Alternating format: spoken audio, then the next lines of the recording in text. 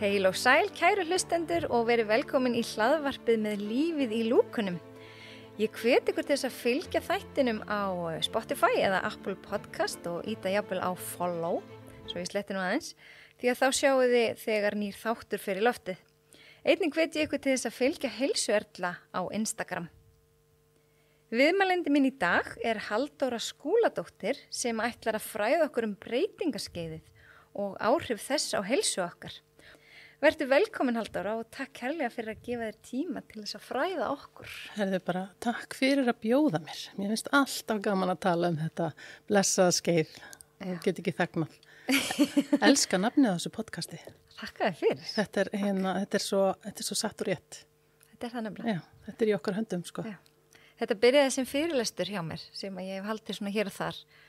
Og því ég var svona að velta fyrir mér hvað nætti að heita, þá var ég svona að reyna að benda fólki á leiðir til þess að bæta eigin heilsu og taka ábyrgð. Akkurat. Og þá datt mér þetta í hug, þú veist, við erum með lífið í lúkunum. Algjörlega. Okkar ábyrgð. Algjörlega, og þannig breytingaskeiði líka. Já. Það er algjörlega í okkar höndum þanniglega séð.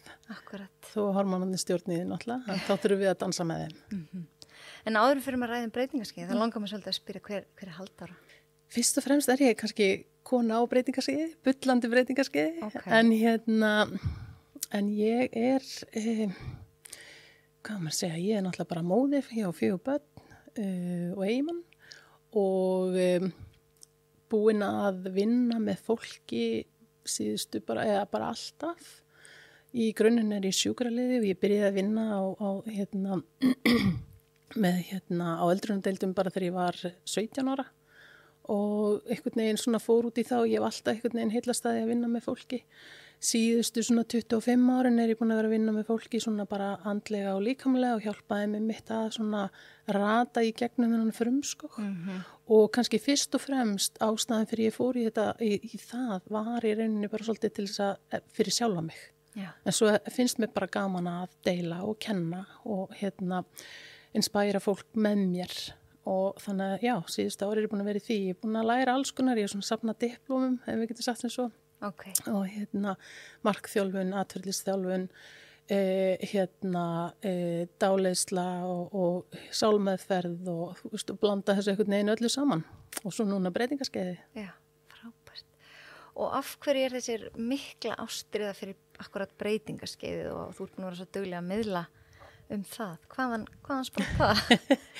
Sko, fyrst og fremst þá varð ég bara ógeðslega reið þegar ég fattaði það að ég sem sagt fann sjálfa mig einhvern veginn í þessari hringu breytingaskeiðsins og var alveg búin að tapa áttum og bara leið mjög illa andlega sérstaklega og ég var svo reið þegar ég komst að því einhvern veginn að það er engin sem grípur okkur.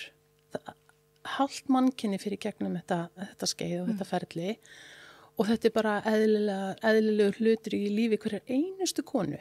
Þó ég heyri oft, ég ætla ekki að fara á þetta breytingaskeið, þá bara því miður, þá förum við allar í gegnum þetta skeið og einn eða annan hátt. Mm-hmm. Og það sem að svona tryggeraði þetta hjá mér var bara líka, þú veist, það var svona þessi réttlætiskennd, þú veist, það er ekkert sem grípur okkur, það er engin fræðsla, algjör tabú að tala um þetta og einhvern veginn bara konur eru bara einhvern veginn voru, þetta er nú búið að breytast helling, síðan allavega ég fór að gefa svo gaum, en konur voru bara einar í sínu horni og þú veist, einhvern veginn svona tabú að tala um algjör tabú, þorðu ekki að tala um þetta, vissi ekki hvað var að gerast fyrir þær, vissi ekki hvert er þetta að leita og bara einhvern veginn voru einar að þjást og mér bara fannst það, ég hugsaði sko, ég á 4 dætur og ég hugsaði bara, nei, mamma, ég hugsaði mömmu og ömmu og tengdamömmu og ég hugsaði bara nei, nú verður eitthvað að breytast og það gerist ekki nema einhver tali og ég fór bara að tala um þetta og og kafa onni þetta í leiðinni aðalega til að hjálpa mér fyrst og fremst og þá komst ég bara að svo mörgu sem gerði mig svo pirra og reiða og það er svo mikil miskilningu búin að vera í gangi og einmitt þetta er búið að vera bara svolítið þagað um þetta. En fyrir þá sem vita lítið eða ekkert, hvað er breytingaskeið? Hver er skilgreiningin? Já, sko, þetta er rosa góð spurning. Að við notum alltaf orðið breytingaskeið sem er yfirleitt á ensku talað menopause. En í rauninni er þetta ferli og þetta eru sem sagt breytingar á hormónum. Það er það sem þetta ferli er. Og það byrjar miklu fyrir heldur en okkur grunar. En tengingin sem við fáum oft upp í hausinu, við höfum ekki verið að pæla í þessu, allavega var hjá mér að þegar ég hugsaði breytingaskeið, þá hugsaði bara það er fyrir einhverjar eldri gellingar, ekki mig, skilur þú 50 plus, hita og svita köst, einhver, pirringur og þú verður hætt á blæðingum. Það er einhvern veginn svona eina sem kom upp í hugan og leiðilegt að segja, en það hefur svolítið verið líka skilgreiningin með að segja hjá mörgum læknum og kvensjúkdómalæknum. Sem sagt þá meina ég kannski það að þegar margar konur fá að heyra að þú ert of ung eða þú ert ennþá á blæðingum, þú ert ekki með hita og svitaköst, þá ert ekki komin á breytingaskeiði. En það er mjög fjarri sannleikanum. Að því að það sem er verið að miða oft við er svokölluð tíðalok eða tíðakvörf. Og það er bara eitt móment í þessu ferli. Það er í rauninni bara eitt sólarhringur. Það er mómentið sem markar 12 mánuði frá síðustu blæðingum. Það er tíðalok. Tíðalok. Eða tíðakvörfi. Það er svona mismunandi hvað við erum að nota á Íslandi. Mjög óþægilt. Við þurftum eiginlega að sameinast eitt orð. En það er bara þegar það eru liðni 12 mánuði frá síðustu blæðingum að þá teka þú bara í boxi eða í dagatalið og allt sem á eftir kemur er líka partur af breytingaskeiðinu. Við í rauninni klárum aldrei þetta skeið, heldur er þetta bara ferli sem við fyrir í gegnum. Þannig að það sem hefur verið miðað svo mikið við er bara þetta eina moment, þetta er þessi eini sólarhringur í lífi kvenna og ekkert verið talað allan forstíð eða undanfaran sem kallast á ensku perimenopause og svona, það hefur verið svolítið talað það sem kallast postmenopause eða eftir breytingaskeiðið, eftir tíðalok segi ég. Já. Og sem að fylgir okkur inn í liðina í rauninni. Þannig að þetta hugtak breytingaskeið er rosalega víðtækt og inn í því eru ferli sem að hafa sinn svona, hvað maður að segja, þau eru einstök á sinn hátt, skilur, perimenopause er allt öðru heldur en postmenopause. Og yfirleitt, sko, þetta tíðalok, þetta hugtaf, það er rauninni, tekur ekki að tala það því að það er bara eitt moment sem eru, auðvitað, markar ákveðið upphaf af næsta svona stigi í þessu ferli. Já. Hvaða aldur er þetta svona yfirleitt? Ég veit, það er náttúrulega misjamt, en svona er eitthvað meðaltal?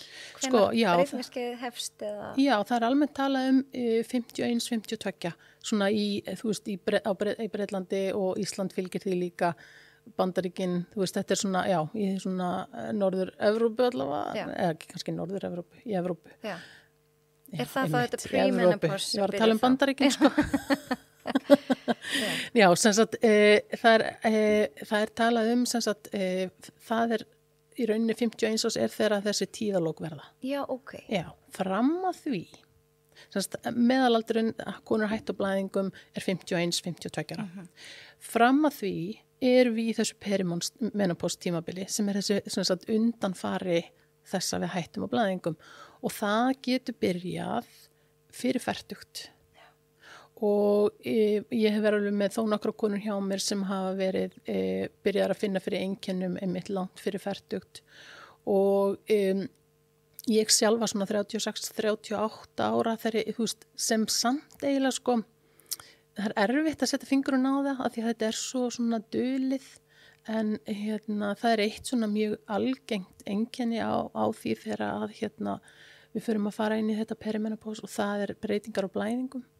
Og það geta verið bara mjög litla breytingar sem við tökum ekki eftir. Og í mínu tilviki þá jukust blæðingarna mjög mikið og ég var með svo kallar fossblæðingar. Og það er mjög algengt hjá konum. Og það er eitt svona típist einkenni á það séu konar breytingar í hormónaframleiðsluna. Það er náttúrulega það sem breytingaskeiðið er. Það er að hormónaframleiðslan okkar fer að breytast. Og síðan sko minnka niður í nánast ekki neitt. Já. Sem hefur þá, og hvað áhrif hefur það þegar hormónin minnkar svona? Hvað höfum við langan tíma? Bara eins lengi þú vilt. Málið er að það sem gerist fyrst er það, sko almennt tölum við, til að byrja að byrjunni, oftast hefur alltaf bara verið talað um estrogen og það er svona kannski það sem að flestar konur hafa heyrt í gegnum tíðina. En það sem byrjar í raun að gerast er það að prógesterónu okkar, sem er svona annað hormón sem við framleiðum, það byrjar að minnka. Og það getur oft byrjað að minnka bara einmitt fyrir fertugt, vel fyrir fertugt. Og það er einmitt þessi típisku einkenni eins og til dæmis breytingar á blæðingum,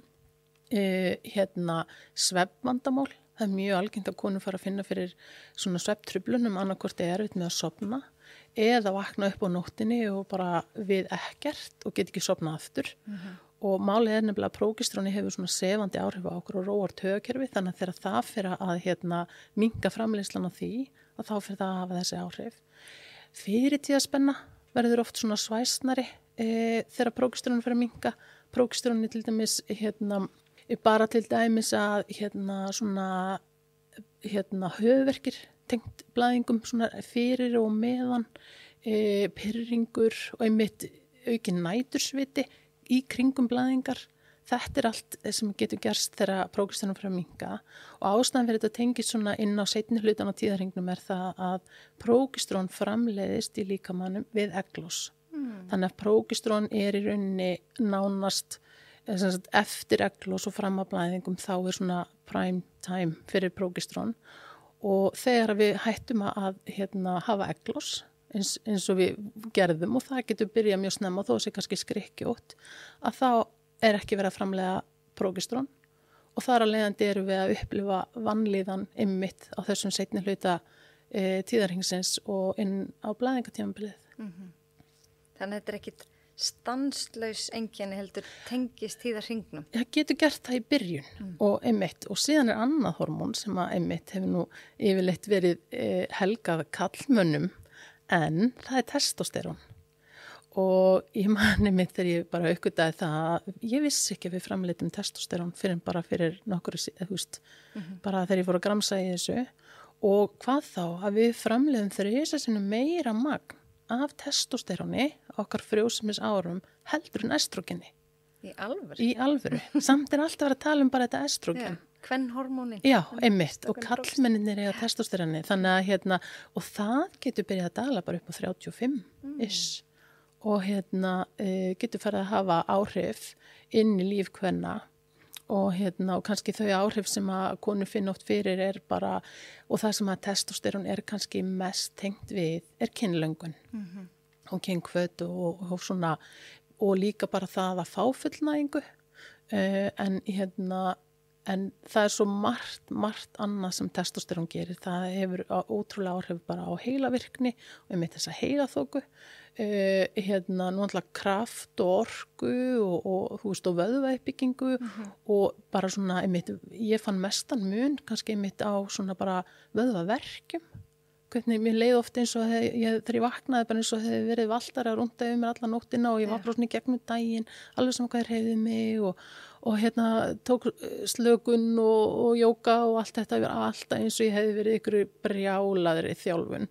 En þar fann ég mun þegar ég fór að taka testósterón og mér leið betur í líkamannum. Já, en þá komum við mitt kannski að þessu að því þú varst að tala um að taka inn testósterón og eða hormón. Já. Hverjir eru kostirnir og hverjir eru gallarnir? Nú er þetta mjög flókið spurning. Já. Og síðan langar mig að spyrja þið strax og við gleymum þið ekki, geymum hana, að hvernig getum við haft áhrif á þetta með lífstílum okkar? Mjög mikilvæg spurning. Þannig að fyrst bara kannski kostir og gallar meðferðar og svo á eftir hvað getum við gert með lífstílum okkar til þess að hafa jákvæð áhrif? Já, sko, umræðan hormóna uppbótar meðferð og það sem þetta er svona kallað í dag þegar við erum að bæta upp okkar framleiðslu sem að við erum ekki lengur að gera hefur verið sko á mjög miklu villigötum frá því aldamótin 2000, upp úr 2000 þá var mjög stór rannsókn sem að svona komar að segja hluti af henni fór í umræðu og í svolítið fjölmiðla fár Síðan þá búið að rekja mjög margt af því sem að fór í umræðina pluss það að það búið að kafa dýpra onni í niðurstöðunar og svona og það var bara alls konar miskilningur í gangi sem einhvern veginn bara fór að stað og festist og enginn hefur bara eitthvað síðan talað þetta fyrir en núna síðustu ár þá loksins búið að vera að skoða þetta aftur þannig að það sem að mesti miskilningurinn hefur yfirleitt verið það að hormónuuppbót meðferð sé stórhættuleg og valdi krabbameini og alls konar. Þannig að það ágætt að það svona aðeins búið að leiðrétta þann kúrs. Það ekki málið, heldur einmitt margt í lífstilnum okkar sem að getur frekar valdi krabbameini þó að síðan kannski hormónuuppbót meðferð geti haft áhrif ef að það eitthvað sem komið í gang. En svo við oft fengið spurninguna þurfa allar konur hormónuuppbót meðferð? Að sjálfsögðu ekki, sumar vilja ekki nota hormónuuppbót meðferð, aðrar bara geta þar hreinlega ekki út af heilsufarsástæðum, undirliggjandi sjúkdómum og fleira. Þetta ekki one size fits all, alls ekki og stundum þetta svolítið eins og að leita að náli heistakka að finna réttu meðferðina, rétta skammtinn og finna svona taktin einhvern veginn og svo eitt skemmtilegu faktor sem breytingaskeiðið býður upp á. Þegar að þú ert bara, nei, nú ég bara komið með þetta, mér líður ógeðslega vel, ég að bera á mig, ég að borða svona, ég að hreyfa mig hinsegin og eitthvað svona, allt að gerast og þeir líður rosa vel og þá einhvern veginn býður breytingaskeiði handa við hornin og fleir einhverju nýju, einhverju svona tvisti í því og maður bara eitthvað, Jesús minn, ég búin að lenda svo oft í þessu þannig að ber nafn með rentu, breytingar Já, nákvæmlega og ég átti gott spjall við eina konu sem var hjá mér í meðferð eða sem sagt bara í talmeðferð og svona og hún var að segja mér frá því að eina nóttina bara eitthvað, ég fór klóstis á hann og ég bara eitthvað sat hana og bara það svona, þau laust upp í hugan á mér ég mun aldrei einhvern veginn hafa yfirhöndina þannig lagað í þessu blessaða skeiði. Það sem skiptir máli að læra inn á það, læra inn á líkamann og læra að dansa með því. Og það akkurat og þess vegna svo gott að átta sig á því að þú ert einhvern veginn aldrei komin, þú ert aldrei endilega með þetta forever í breytingaskeiðinu. Þú þarft að vera vakandi yfir líðaninnu og hvað þarft að gera og að því þú þarft að tvika til og tvista eftir bara hvað í gangi í líkamannum. Og þetta ferli, jaft og þétt minkar okkar eigin framleiðsla. Þannig að það sem virkaði í fyrra ekki endilega að virka í dag.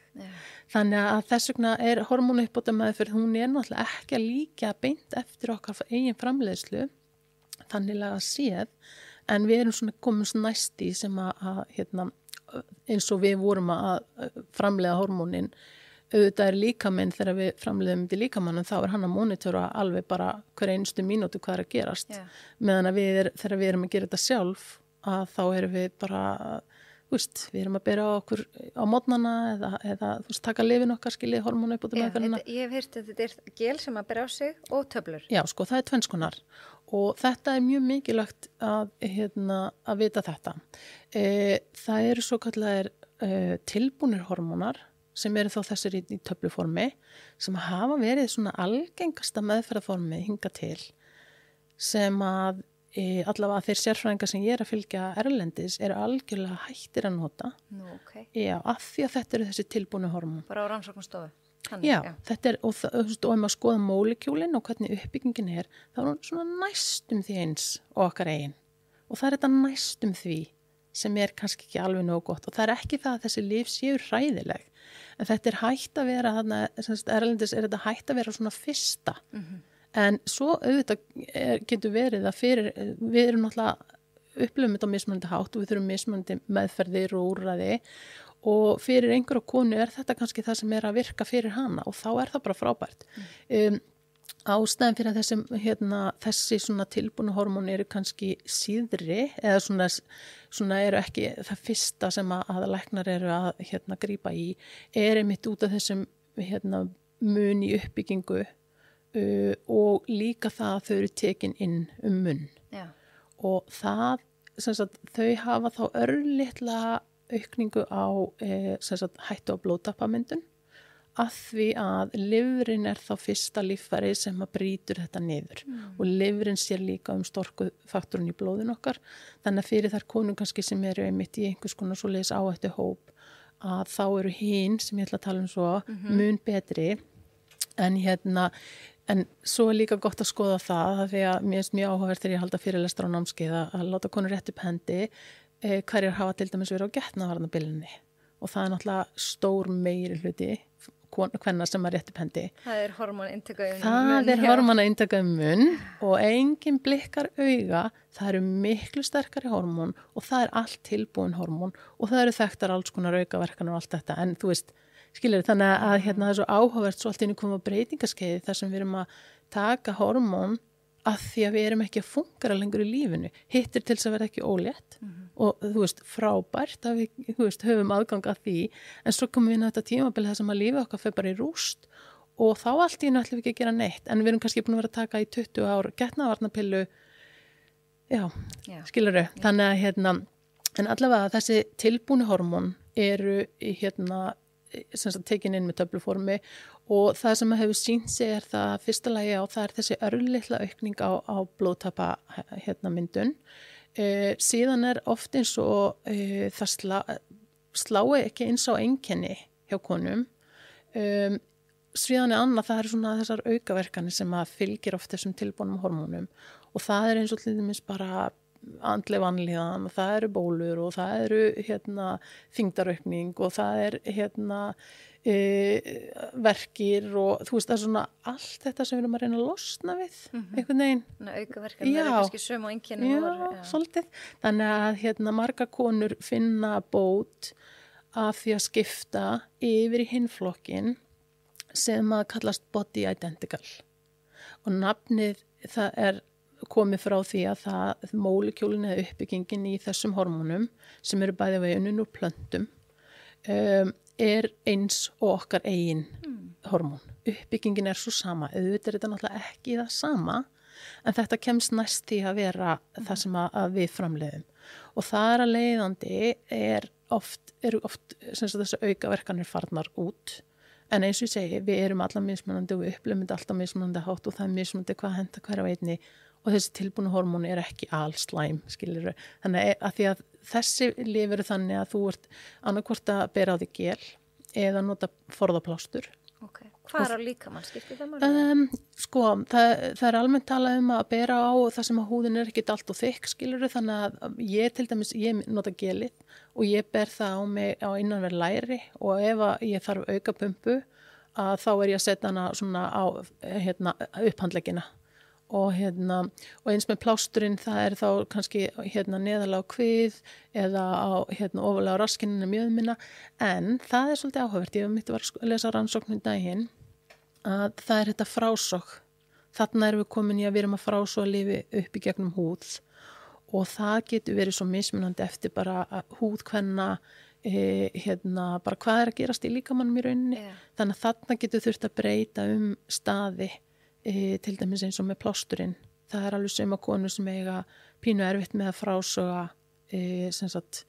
upp að bara þessum eina stað og þá kannski mitt hægt að breyta hvar maður lími plásturinn á sig og munurinn á kannski eins og gelinu og plásturinum það mitt bara mjög mismunandi hvað konur fíla og það náttúrulega að plásturinn að gefa okkur seitingu á hormónunum estrogeni, þetta estrogen eða estradiol sem að koma úr þessu, bæði gelin og plástrinum, gefa okkur seitingu allan sólarhringin meðan að gelið við berum það á okkur kannski á mótnana og svo svona dvínar það smátt og smátt.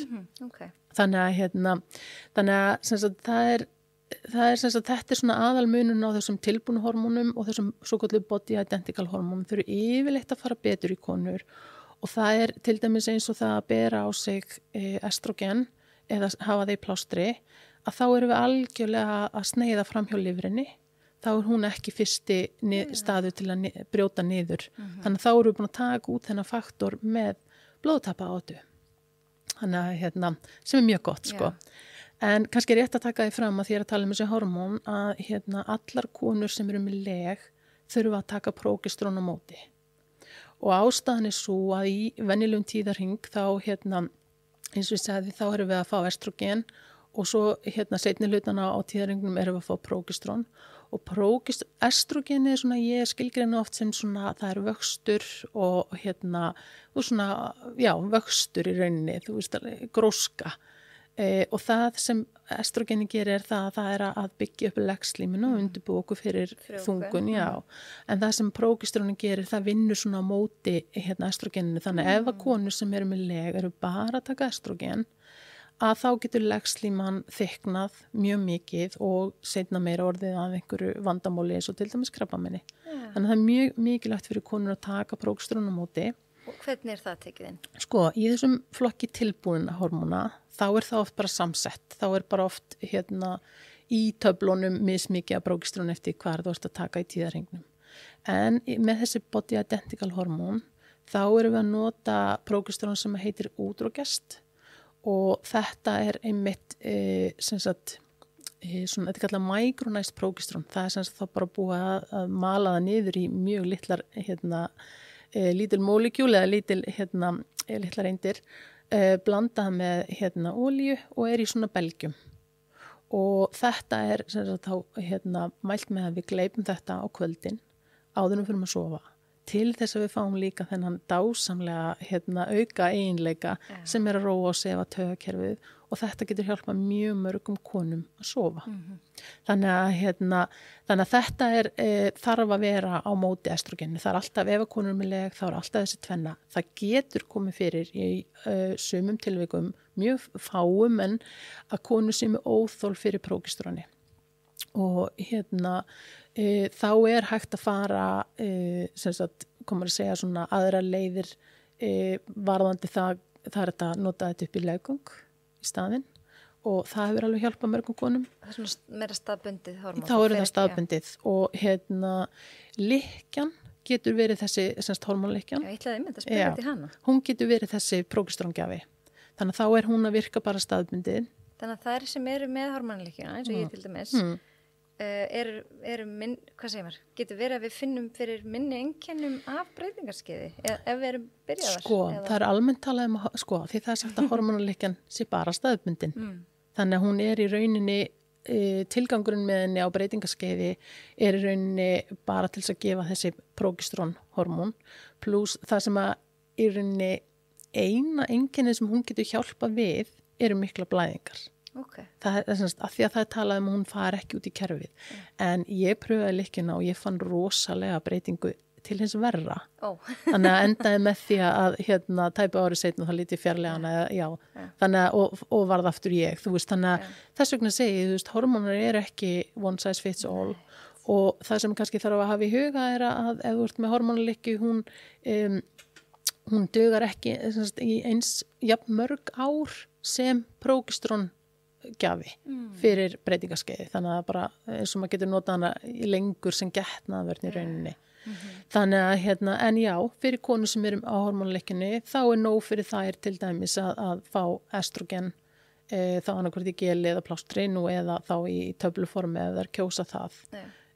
og já Mér finnst einmitt svo áhugavert að nú er ég orðin 43 ára og það er eiginlega ekki bara fyrir henni fyrra að ég fer eitthvað að hugsa breytingaskeið því að eins og þú varst að tala í mínum huga var ég með þessa mynd þetta væri bara einhver gömul kona en að gæsalappa sem væri hætt á blæðingum og það væri eitthvað breytingaskeið en svo á ég svo mikið af eldri vinkonum og mjög margar í kringu 50 og nálgast 50 og þegar ég var eitthvað að segja eitthvað þá var bara þetta er kannski bara breytingaskeið og ég velta bara nei, ég er svo ung en mér finnst ég aldrei hafa verið á breytingaskeiðinu fyrir en ég var í fjallgöngu með einni og ég segi bara ég get ekki lengur haldið í mér bara ef ég þarf að pissa þá bara þarf ég bara að standa kjur bara annars pissa ég bara á mig og hún bara þetta er og þá var ég bara enn og aftur var stungið upp á þetta er kannski breytingaskeið en að ég vil líka ekki að allir sé að skella skuld á breytingaskeiði með hvaða sem er að þannig ég hunsa þetta alltaf bara einhvern veginn þanga til þarna og þá fór ég að taka eftir því að ég farin að vakna alltaf klukkan 3 á nóttin bara alltaf en ég reyndi að sofna aftur en mér finnst þetta bara merkilt ég gerði þetta aldrei nú bara allt í einu vakna til að pissa eða bara vakna og kannski á smá tíma svona. Einmitt. Þannig ég hugsa, ok, kannski ég bara að byrja. Já, og þetta alveg, þú veist, mér langar einmitt að tala svolítið þetta bara svona fyrst og myndist á þetta með breytingu einmitt kringum varandi þvagfærakerfi. Þetta eitthvað sem ég fann fyrir einmitt líka bara einmitt á sama aldri og þú. Þá var ég bara eitthvað svona, þú veist, ég fór út í göngutúr og ég pissaði hann, ég fór á stað. Ég þarf eiginlega að snúa við til þess að fara aftur og pissa. Það getur bara ekki staðist líffræðilega, þekki anatómíuna ágætlega, þá bara get ég ekki framleitt svona mikið að þvagi á þessum stuttatíma, þannig að bara og og eins líka bara einmitt að vakna á nóttinni til að pissa líka. Þú veist, ég var alltaf að pissa á nóttinni, ég bara, hvað í gangi hérna? Málið nefnilega þegar að einmitt, við erum með hormónaviðtaka á öllum frumum líkamanns. Þannig að þegar þessi hormón fara að vera skrykkjótt eða minnka framleiðslan, að þá getum við fundið einkenni allan líkama og ég alveg sammálaður, við verðum að passa okkur að skella ekki öllu á breytingaskeiðið þó að það sé, almennt tala að eru einkennin 34 pluss talsins. Já, einmitt. Ég var líka bara, hvernig? 10 á blaði hérna. Já, einmitt.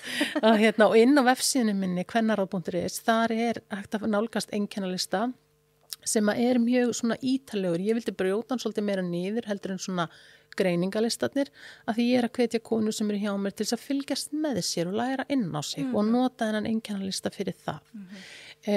En það svo áhugavert með þegar estrogeni fyrir að minnka í líkamann, þá hefur það áhrif á kynfæra og þvagfærakerfið.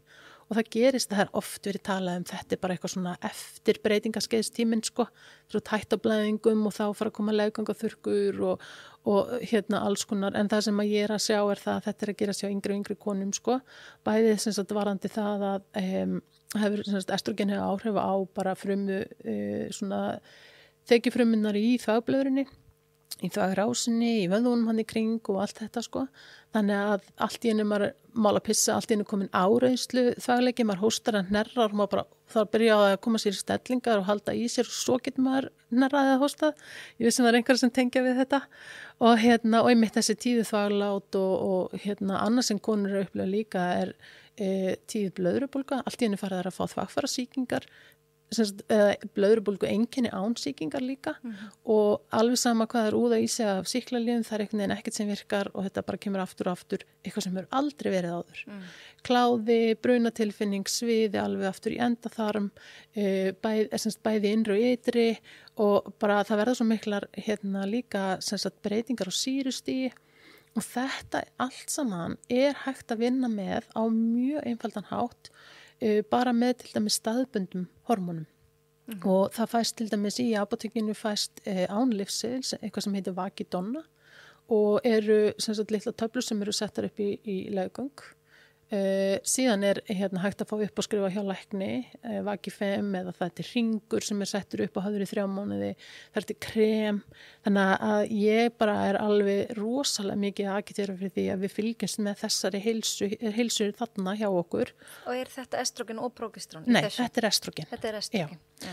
Og bregðumst við fyrr en seinna því að þetta kallað GSM, Genitourinary Syndrome of the Menopause, þetta að tala og þetta á bara við þvagfærakerfið og kynfærakerfið og það almennt talað að ef að við þurfum að finna þarna fyrir einkennum og eins og ég segi, mismunandi hvað aldrei við erum og hvaða einkenni, en almennt talað að þessi einkenni yfirleitt ekki að lagast eins og mörg önnur einkenni breytingaskeiðsins. Hita kófin ganga oft yfir og svefntruflanirnar og andlega líðaninn og allt þetta, en þessi einkenni sitja oft eftir og þetta hef ég séð mikið bara inn á þeim öldrunardeildum sem ég hef verið að vinna á, að margar konur eru bara einmitt þar með endurtekna þvagfærasýkingar, alls konar sveppasýkingar og bara hræðilega, fyrir margar konur getur þetta verið bara mjög lífshamlandi, þær erfitt með að ganga, erfitt með í gallabuxum, erfitt með að sitja, þetta getur þróast út í þannig að það mjög mikilvægt að fylgjast með þessari heilsunni þarna á kynfærasvæðinu og í kringum einmitt varðandi þvagfærakerfið og bregðast við fyrir en seinna. Ég verði myndið að hlæði því að ég orðin svona meistari að pissa út í skógi. Ég búin að vera að hlaupa mikið náttúruhlaupum og ég var ekki svona. Ég gætt pissa áður frá stað, pissaði ég kom heim en nú maður kannski pissa 2 á leiðinni. Þetta er fáránlegt og það sem maður kannski að því að ekki eru talað um þetta, þá kemur þetta manni svo óvart og maður bara, hvernig? En þess vegna mitt, bara það að vita þessu og það þýðir ekki að því að orðinu breytingaskeið fylgir rosalega léleg ímynd og ég hugsaði oft að við verum að finna eitthvað nýtt orð svo ég segi bara nei, við verum bara að breyta merkingu þessa orðs og það að þú sért, rúmlega fertu farin að finna fyrir einkennum frá þakfarakerfinu það þetta ekki game over skilurðu, þetta er bara líkaminn er bara stöðugt að breytast og það er svo mikilvægt að vita að þetta er bara eðlileg þróun og mikilvægt að vita hvað geti gert, hvernig geti brugðist við, þannig að þetta fari ekki að valda vandamáli og íþingjaðir og allt það sko. Og það er ástæðan fyrir ég fekk þig í þáttin er einfallega bara að fáfræði mín breytingaskeiðið. Eins og okkar allra flesta. Já, þá áttaði ég mynd á því, hvað eru örugglega margir í mínu sporum og líka karlmenn, eiginmennirnir og makarnir og þú veist, sem að alveg, þannig að þeir skilja líka aðeins hvað það er rosalega mikilvægt sko og ég hef alveg það komið smá pressa á mig að búa til fræðslufyrirlestur fyrir kallmenn eiginmenn eða maka þetta að skilja skiptir svo rosalega miklu máli og það er mjög algengt að hjónaskilnaði verði á þessu tímabili og það sem komið mest óvart en samt ekki núna þegar ég er á þessum stað var að konurnar í 67% tilvika voru konurnar sem að vildu skilnað og ég held að það fylgir þessu bara svona að maður er svo búin að fá nóg að öllu já, mælirinn er bara fullur já, eins og ég segi ég þangað til bara fyrir mjög stuttu þá fór ég að kynna mér þetta eitthvað og ég vissi bara eiginlega ekki neitt en ég hripaði neyra á blað nokkur einkenni sem ég ætla að telja upp bara, og þú kannski getur bætt við af því að svo getum við kannski svolítið tengta við hverju við getum breytt með lífstílnum þetta eru þessi svita eða hitakóf deburð eða kvíði bólur jafnvel, slímhúðaþurrkur tíðþvæglát eða þá erfitt að halda í sér óæskilegur hárvöxtur, svefnleysi meiri viðkvæmni svona meiri grátur og heilaþoka þetta er svona það helsta sem ég hjá eftir því að vera að fræðast um þetta er ég að gleyma einhverju stóru Wow. Sko, 34 en gerir svolítið mikið. Já, það er nefnilega svo áhugavert sko, hvað er stórt og hvað ekki, skilurðu. Þú veist, fyrir mér, sko, mitt stærsta og erfiðasta einkenni sem að mitt komið mest óvart var kvíði og andleg depurð. Ég hafði heyrt að konur eru pirraðar og veist allt það, svo hvernig tekur maður ekki eftir sjálfum sér sko, en ég var bara komin í fósturstellingu af kvíða og þunglindi sem er svo ólíkt mér. Ég búin að vinna með þetta hugafar og hjálpa fólki með að greiða úr hugarflækinni í yfir 20 ár og alltaf að gera að sjálfur mér og svo allt í henni bara virkaði ekki neitt. Og og ég hef alltaf verið mjög svona, hvað maður að segja, hugsa fram og við, í staðan fyrir að vera í fortíðinni, lausnamiðuð og allt þetta. Þannig að þetta kom mér ofboðslega óvart og þessum tímapunkti þá byggum við hjónin 2 í Þýskalandi,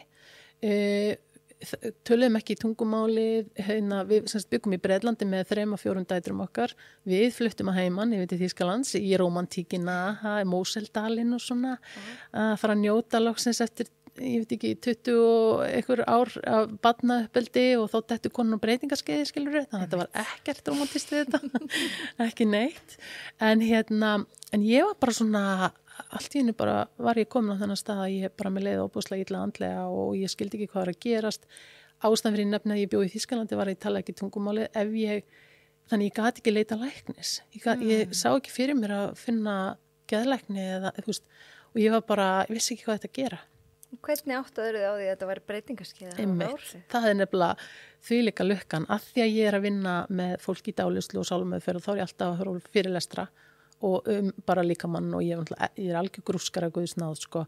En þarna var ég að horfa fyrirlestur heila og kona sem heitir Lisa Mosconi og er alls konar læknir, ég veit ekki eins og hún er nuclear scientist og bara rannsakar sem sagt heila kvenna, sérstaklega með tilliti til Alzheimers og hún var bara að lýsa því sem gerist í heilastöðunum okkar þegar hormónin minnka og hún var bara að tala um mig og ég elska það að hjóla á hjólinu mínu inni og vera að horfa og hlusta á fyrirlestra og ég stoppaði og bara steig á hjólinu og svoleið tilbaka og ég var bara, Ljósa pera. Ert að segja mig það að breytingaskeiði geti komið út í andlegri vanlíðan og það er máli. Máli er það að við þessar heilastöðar sem að stýra amygdalan sem að er ótti flótti frjósa, síðan eru við náttúrulega með hippocampusinn sem er með minningarnar okkar og tilfinningarnar og svo eru við með hypothalamusin sem að stýrir öllu kerfinu, þar á meðal til dæmis hitastýrikerfið okkar og efnaskiptunum og öllu þessu og náttúrulega fleiri stöðvar, heilastofnin með svefn og vöku og svona. Að þegar að verða þessar hormónabreytingar sem að maður einhvern veginn tengdi bara eitthvað við eggjastokkana, nei, þá verða líka breytingar í heila eða minnkun á skortur eða minnkun á framleiðslu hefur áhrif eins og ég sagði allan líkamann, alla frumu líkamanns, þar með talið í heila. Þannig að þar eru svona, hvað maður að segja, upprunni flestra vandamála eða einkenna breytingaskeiðsins, þú veist eins og þetta með andlegu líðanina, með heilaþókuna. Það er eitthvað margir rangreindir með þunglindi. Mjög algengt að konur séu, og settar á allt í einu ef að konu hefur ekki fyrir sögu andleg vandamál eða vanlíðan og allt í einu byrjar þetta að gerast þarna upp undir fertugt og þá eru konur mjög algengt að séu settar á kvíðaþunglyndislyf sem eru ekki rétta meðferðin ef að ástæðan eru hormónabreytingar. Og þá er ég ekki að tala það að þau lyf séu eigi ekki rétt á sig skilur almennt séð eru kvíða og þunglyndislyf, þessi SSRI-lyf, ekki að virka á andlega vanlíðan sem er hormónatengt en núna eru komin sérstakir greiningalistar sem að kalla menopause depression til þess að greina hvort að þunglindið þitt sé að völdum hormóna heldur en einhvers annars og þannig að fyrir mig var þetta stærsta einkenni, það var þessi andlega vanlíðan og þetta var svona kveikjan að ég bara svona fór að skoða þetta og ég mér leið svo illa andlega og ég var einmitt, ég sveiflaðist frá því að vera í fósturstellingunni bara í myrkuðu húsi þegar maður minn kom heim úr vinnu og yfir í það að öskurgráta og og bara og einmitt svona, og svo var ég eins og unglingur skellandi hurðum þess á milli og ég bara, hvað er að? Þannig að breytingarskeiðið, við erum búin að staðfesta að það getur haft svona gífurleg áhrif á heilsuna okkar. Já. En hvað getum við gert með okkar lífstíl til þess að hafa jákvæð áhrif á breytingarskeiðið? Get ég orðað það þannig? Já, algjörlega. Af því eins og ég sagði, þetta eru óhjákvæmilegar hormónabreytingar sem við förum í gegnum og þetta er í okkar höndum að því leitinu til að bæði að læra að þekkja okkar líðan og líkama og finna leiðir til þess að hjálpa okkur að ná aftur svona einhvers konar jafnvægi og ég alltaf á mínum fyrirlesturum, ég tala mjög mikið hormónauppbytumeðferð aðalega út af því að það var búið að fordæma hana svo mikið og það á ekki rétt að sér. Hormónameðferð getur gagnast flest öllum konum, auðvitað eru alltaf einhver frávik og þá þarf alltaf að taka ávinning og áhættu og heilsufarsögu konunnar til greina. En hvort sem við notum hormónameðferð eða ekki, þá eru mikilvægustu atriðin það er lífstílinn okkar. Þú getur verið hormónauppbytumeðferð og ekki verið að sinna lífstílinum og það, þú veist, það er að hjálpa þér með líðanina en við erum að tala framtíðarheilsu. Það er það sem ég hef alltaf haft augastað á og kannski ástæðan fyrir því að ég man þegar ég fór að skoða hormónauppbytumeðferð, eins og ég segi, þú veist, sagan segir að þetta sé það hræðilegasta sem getur nokkuð tíma snert, og ég fór að skoða þetta nánar og komst að því að það er alls ekki þannig. Þetta getur hjálpað okkur með framtíðarheilsuna, þetta getur hjálpað okkur að verjast beinþynningu sem er mjög bara dýrkeypt bæði fyrir einstaklingin og samfélagið og getur leitt fólk til dauða sem að fólk gerir sér ekki grein fyrir og það er kannski svona það sem var uppalega verið að pæla svolítið í, það var beinþynningin þegar var verið að fara í hormónameðferð sem sagt á árum áður. Það getur hjálpað okkur með hjarta- og æðasjúkdóma. Það er svo áhugavert að fram að breytingaskeiðinu þá eru tíðinni hjartasjúkdóma hjá konum miklu lægra en hjá karlmönnum. Eftir breytingaskeið, eftir tíðalok, þá tökum við svo hratt fram úr kallmönnum að það bara skeri, sko. Þannig að Áhugavert. og svo svona debatið og það verið að rannsaka mjög mikið núna hver eru tengslin á hormónaskorti við heilabilun og hvernig hvort að hormón uppbótarmeðferð geti haft verið hjálpleg þar og af hverjum 3 sem fá Alzheimers þá eru 2 konur og þetta hef ég séð á þeim Alzheimer-deildum sem ég hef verið að vinna á. Það er algjörlega bara blasir við manni hlutföllin. Þannig að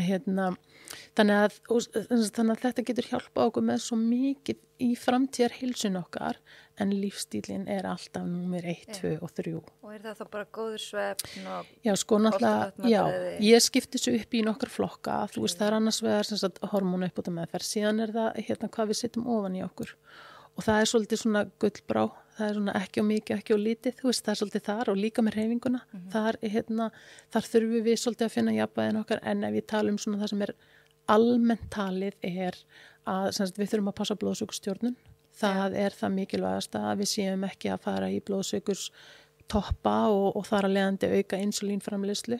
Það hefur líka sýnt sér að það hefur áhrif á Alzheimer, líka á Alzheimer. Því það oft talað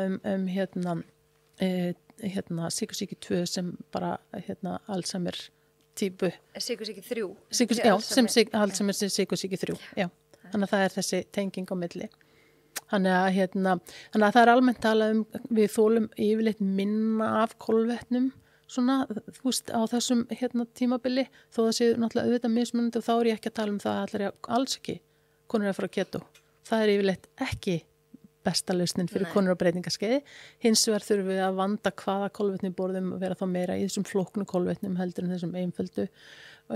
Föstur, það líka að tala að það sé ekki gott fyrir konur á þessum skeiði því að það sem við erum að gera við getum verið að skapa of mikið álag á líkamann og það komaði mitt, streitu og það kemur líka inn í hreyfinguna þar yfirleitt talað svona langvarandi kardióhreyfingar ekki það besta fyrir okkur hins vegar ættu að vera í stuttum og snörpum og að lyfta þungt það algjörlega númer 1, 2, 3 upp á og svona plyometrics-æfingar, ég veit ekki eins og íslenska sprengikraftsæfingar það eru svo góða fyrir okkur upp á beinþynninguna. Þetta svo frábært að heyra því að mér finnst allt og marga konur hrættar við að styrkja sig bara, en sko bæði það gott fyrir beinþynninguna og þá bara fyrir hormónabúskapin vöðvauppbygginguna sem einmitt hjálpar okkur með hormónabúskapin og líka bara sjálfsmyndina og því að ef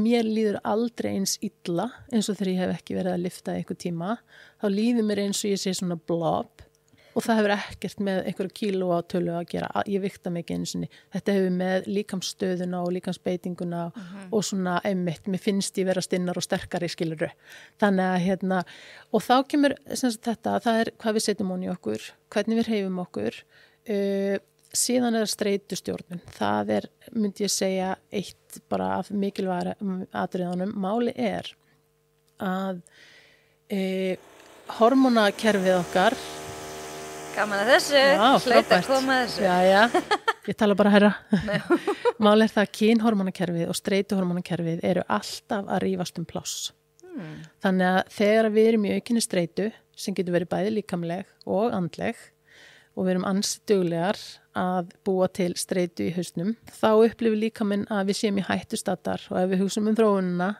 að þá ekki rétti tíminn til að búa til börn, við erum í hættustaddar, þannig að þá bara að skrúa niður í kynhormónum þannilega svona til þess að segja þetta einfaldan hátt. Þannig að því meiri streita sem í okkar lífi, handlega líkamleg, að þá hefur það áhrif á okkar eigin kynhormónaframleiðslu. Þess vegna að fara í ofaálag í hreyfingu eða borða oflítið eða einmitt fara í keto eða föstur. Þetta getur allt gert það verkum að líkaminn upplifir að við séum í streitu ástandi og í hættu og minnkar okkar framleiðslu. Hefur með taugakerfi að gera? Jú. Þannig að eins og ég segi, þetta svolítið svona gullbrá og maður þarf að finna rétta, ekki mikið, ekki lítið og þannig að streitustjórnin númer 1, 2 og 3, svefn eða hvíld, það þarf ekki endilega alltaf að vera svefn. Jú, auðvitað, hann ofsalega mikilvægur og allt það, en stundum verður við stressaðar mitt fyrir mig streitu ástand að því að við erum svo hrættar að geta ekki sofið nóg og allt þetta og það að gera ótrúlega margt til dæmis bara með dáleiðslu, sjálfsdáleiðslu og hugleiðslu og ná kerfinu niður, það má taka hvíld, það má taka 5 mínútur, það má taka 10 mínútur hér og þar yfir daginn og svo það sem ég kannski svona legg mest áherslu á í bara mínu starfi með konum sem að koma til mín í svona breytingaskeiðs markþjálfun að það að læra náttúrulega að þekkja þessi streitu einkenni og hvað sem veldur og hvernig við getum unni með það og hvað við erum að hugsa, hvað erum við að segja við okkur sjálfar, þar búum við til streituna í hausnum þegar maður að dæma sig og rífa sig niður og með svona hörmungarhyggju sem að vill verða svolítið á breytingaskeiðina því að það vantar mannstu hormón í heilastöðarna sem hjálpa okkur að díla við lífi og tilveruna að þá fyrir við í svona hörmungarhyggju og það verður allt hræðilegt og agalegt og allt mun fara á versta veg og einhvern veginn og við mögnum þetta upp í hausnum þannig að ná tökum á þessu hugarfari skiptir ótrúlega miklu máli og einmitt þetta gefa sér leyfi til þess að einmitt hvíla sig leti hefur fengið rosalega neikvæðan stempil en hvað leti? Maður þarf ekki alltaf að vera að sko. Nei, nákvæmlega og það bara mjög mikilvægt einmitt að taka svolítið skilgreininguna á það sem maður, eða skilgreina svolítið hvað maður að segja við sjálfan sig og finna hvað annað getur það þýtt og hvernig það gagnlegt mér og þannig að hugafærið fyrir mér bara grunnurinn að öllu öðru. Það grunnurinn að því að þú hugsar hvað þú borðar. Það grunnurinn að því að þú hugsar hvernig þú hreyfir þig. Það grunnurinn að því að ná góður í hvíld því þú ert að ná stjórn á dramadrottningun í hausnum á þér skilur og það grunnurinn að þið líka ætlar að vera hormónuppbóta meðferð og þú sért sem sagt að nota það rétt eða með réttar væntingar að því að hormónuppbóta meðferð frábær og hjálpar mjög mikið mörgum konum en hún getur verið svolítið upp og niður og fyrstu 4 mánuðin eftir þú byrjar þetta svolítið 3 skref áfram og 2 aftur og bak já, þú ert að finna þinn takt og þá oft bara neða þetta virkar ekki og konur hætta og skilur þannig að hausinn á okkur bara í rauninni það mikilvægasta og bak við þetta allt saman. Hún orðaði þetta svo fallega hún Friðrika í einum þættinum að við þurfum að sýna okkur sjálfsmildi.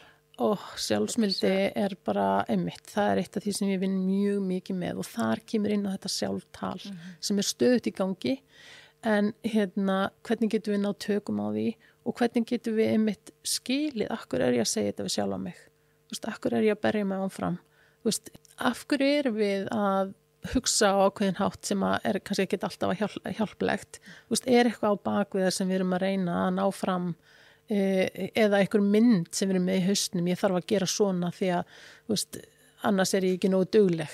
Hvað þýðir að vera dugleg? Skilur það svona að kafa endalaust ofan í þetta? Maður gleymir svolítið sko að það þarf margar endurtekningar til þess að geta eitthvað. Alveg eins og þú ert að læra að lyfta lóði, þú þarf margar endurtekningar til að vera sterkar. Þú verður ekki sterkar með því að gera það einu sinni. Nei. En líka með hugarþjálfun, við þurfum að endurtaka og segja við aftur og aftur við okkar. Við erum nóg eða, þú veist, þetta í lagi, allt þetta. Já. Og þú veist, og það nú það sem ég kannski svona kemur úr sálmeðferðin og dáleiðslunni, það einmitt hver það sem að stjórna. Það sem sagt þessi dramaheilin okkar sem þessi frumstæði gamli heilin og svo þessi rökheilin og það endalaus barátta þarna á milli rökheilans og dramadrottningaran eins og ég kalla hana.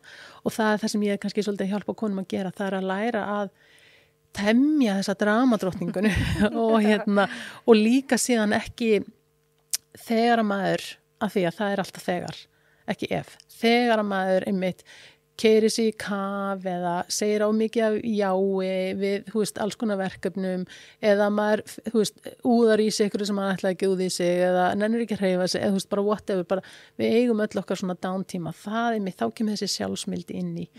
Svo mikilvægt að leyfa sér og gefa sér svigrúm til þess að bara vera og ég fer með konur í gegnum svona það sem ég kalla svona serotoninlistan og það bara þessi listi sem að við eigum niður skrifaðan sem við gerum á góðum degi, skrifum það niður allt sem hjálpa mér að líða vel og hann getur verið margskonar frá stóri yfir í pínlítið sko.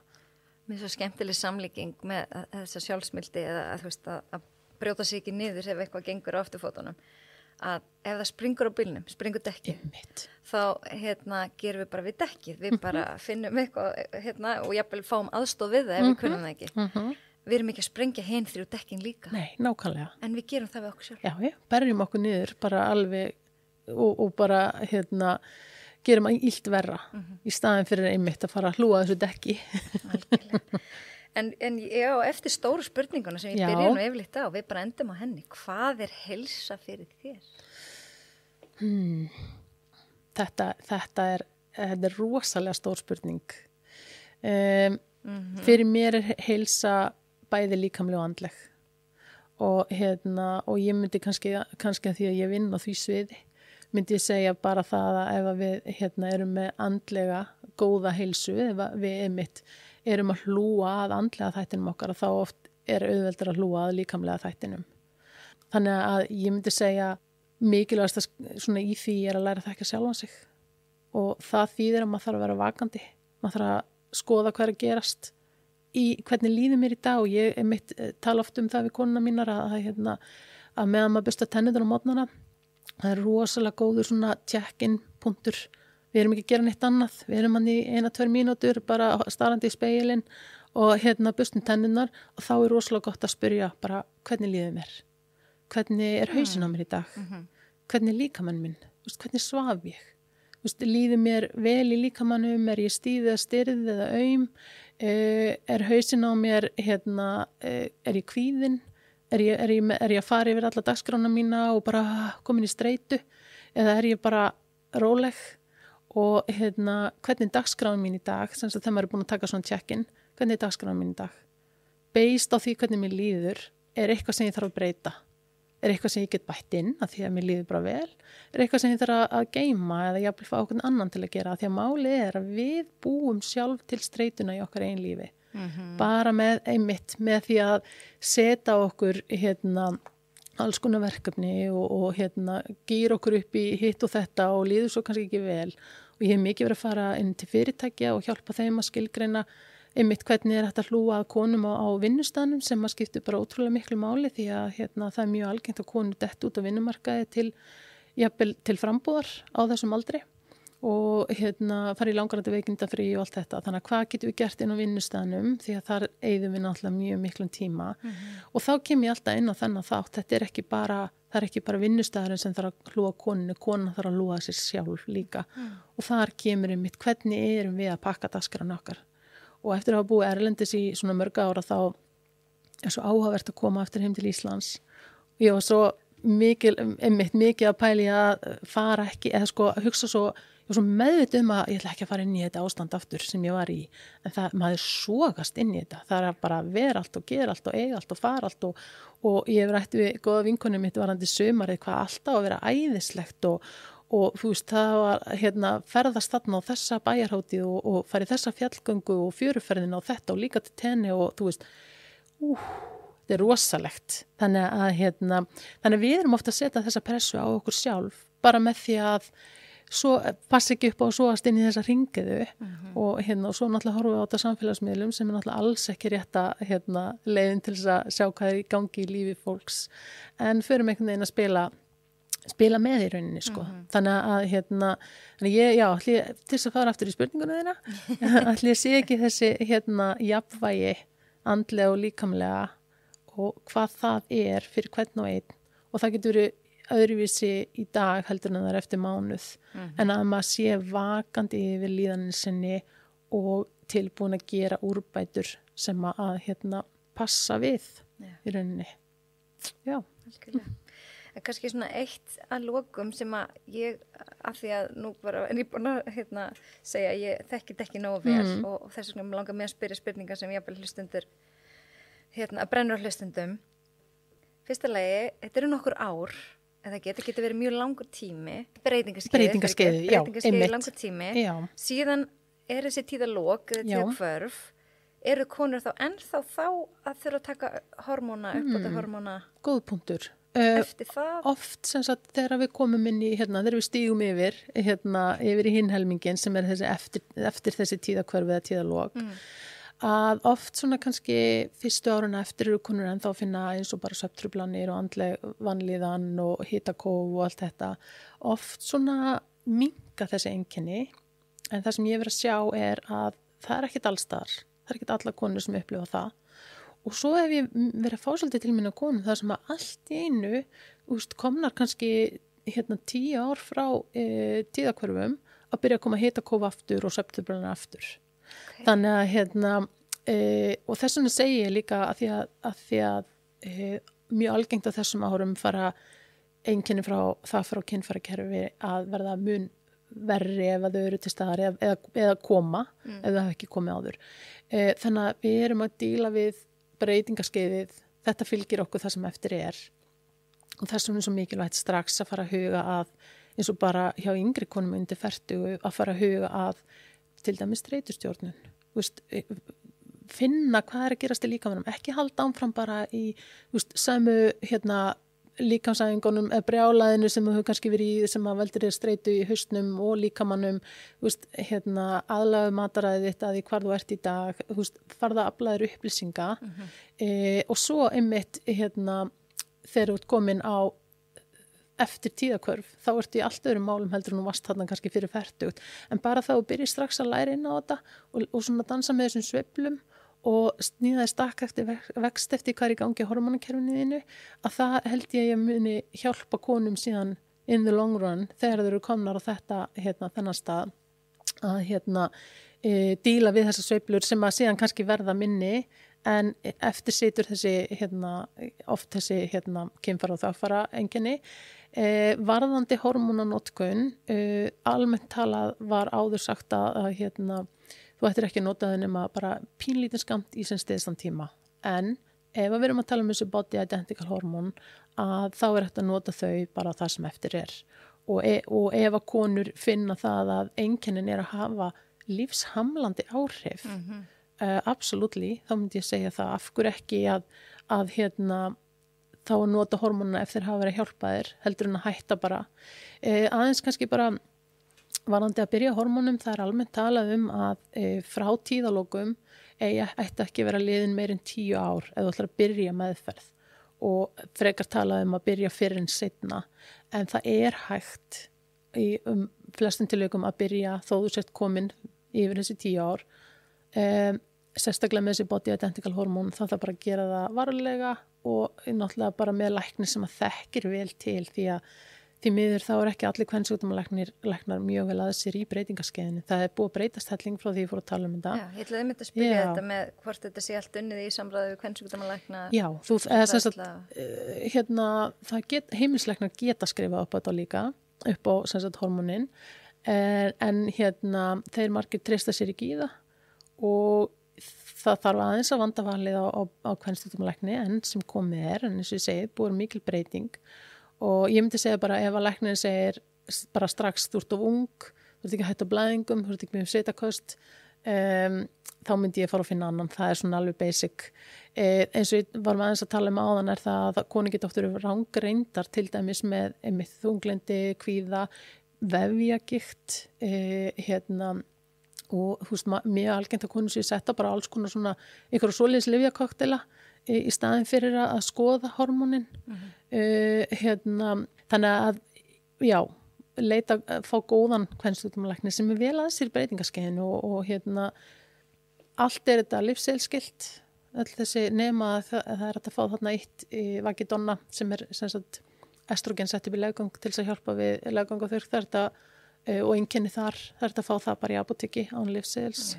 Geta konur farið í blóðpröfu til að sjá hvort það sé komin að breytinga? Briljant punktur. Máli er einmitt, það er oft það, blóðpröfunar, konur hafa oft fengið þetta, en blóðpröfunar eru bara fínar. En það sýnir ekki? Já, sýnir ekki neitt. Máli er að eftir 45 ára og jafnvel alveg niður undir 40 að þá er í rauninni ekki hægt að mæla estrogen og prógesterón af því að það eru sveiflur. Þannig að það rauninni þegar þú ferð í blóðpröfu þá ertu bara að sjá hvað er að gerast akkurat núna. Okay. Svo bara daginn eftir þá ertu í niðursveiflu eða jafnvel þú ert rosa há.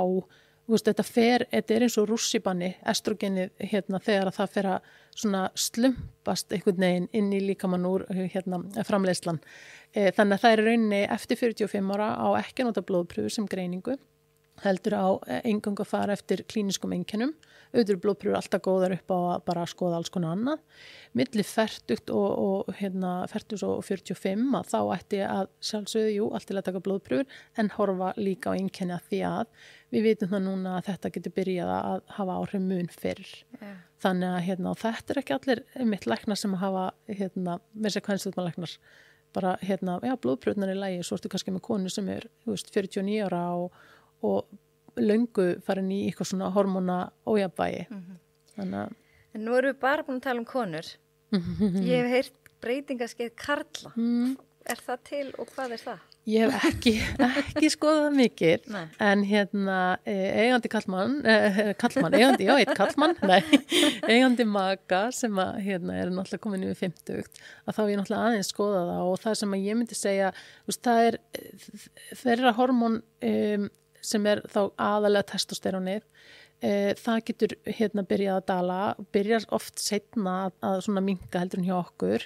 Þannig að ég segi bara við alla kallmenn sem eru í kringum 50 bara endilega að fá því testosterónmælingu og ég fann það hjá mínum manni að það hafði ótrúlega áhrif á svona bara virkni.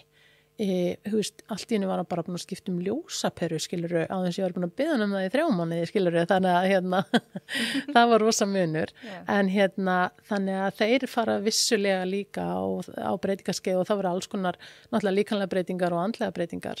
Yeah. Sem að hafa áhrif þó það sé öðruvísin okkar og eins og við talum við byrjum oftast að finna fyrir þessu miklu fyrr heldur en þeir Yeah. Ég heyrði einhvers það svolítið skemmtilega samlíkingu að við byrjum öll eins kallar, sem bara, þú sérð valla mun upp í 9 ára stundum á líkama stelpu eða stráks og svo endur við eins eða þú veist, sagði einhver að því að hormónin þeir fara að fá brjóst, við fyrum að fá hár og höguna, þú veist, þannig að einmitt, þú veist, þetta er mjög áhugavert. Og að skapið þeirra verður mýgra að því að testosteróni minnkar, þeir verður ekki eins svona. Já, þeir verður oft talað um að þeir eru betri afar heldur en pappar, eða svona mýgri afar heldur en mýgri pappar, og sama tíma að þá verður svona, hvað maður að segja, þolið okkar og það kannski svona bara þannig að við tökum smá jákvæðan punkt á þetta blessaða skeið.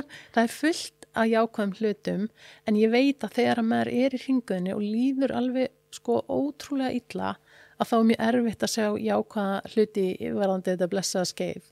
En það sem að kannski mér finnst ég hafa mest heyrt þessi svona veistu það, mér bara alveg drull og ég svo nákvæmlega þar bara, þú veist, hlutir sem að maður svona velta sér upp úr varðandi, þú veist, og þá þetta oft kannski varðandi þess að blessuði þriðvakt, skilurðu, að þú veist, maður bara svona, já, nei, veistu það, mér bara alveg sama.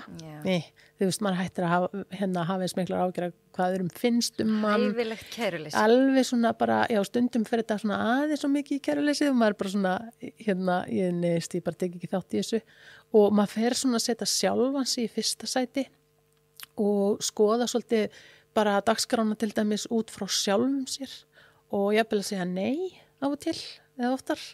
Þú veist, þannig að mér finnst þetta jákvæmt, þetta verður eitthvað svona valdefling sem hins vegar náttúrulega þegar við erum að díla við þessi einkenni þá oft náttúrulega finnum við ekki þessa valdeflingu en þegar við náum tökum á bara lífstílinum okkar og hugafarinu og notum þá jafnvel hormón upp út af meðferð ef við viljum til þess að ná ykkur í jafnvægi að þá oft einhvern veginn ég upplifði svona bara ég var miklu svona einhvern veginn ákveðnari og sterkari og svona þorin í að segja nei og setja mín mörk út frá mér. Akkur lærum við þetta ekki fyrr? Það það sem ég mitt eins og ég talaði mjög upphæðum. Ég var svo reið og pirruð að þegar ég vissi það að það bara, þú veist, það er ekki verið að fræða okkur neitt um þetta. Og þess vegna er ég ofta að reyna að ná til yngri kvenna og þá kemur inn þessi ímynd á breytingaskeiðinu en bara ef það, ég vildi óska þess 35 ára að ég hefði vitað það sem ég veit í dag. Þá hef ég stilt upp dagskránu minni og lífinu mínu allt öðruvísi. Ég hef ekki brent kerti í báða enda. Það verður áhugavert að sjá hversu margir kallmenn og ungt fólk hlustar á þennan þátt. Já. Af því oft velum að bara hlusta það sem á sínu áhugasviði. Akkurat. En þetta efni sem á erindi til allra. Þetta á erindi til allra og ef að við ætlum að breyta þessu umræðuefni, þessu umræðinu breytingaskeiði, þá þurfum við að gera það við konur.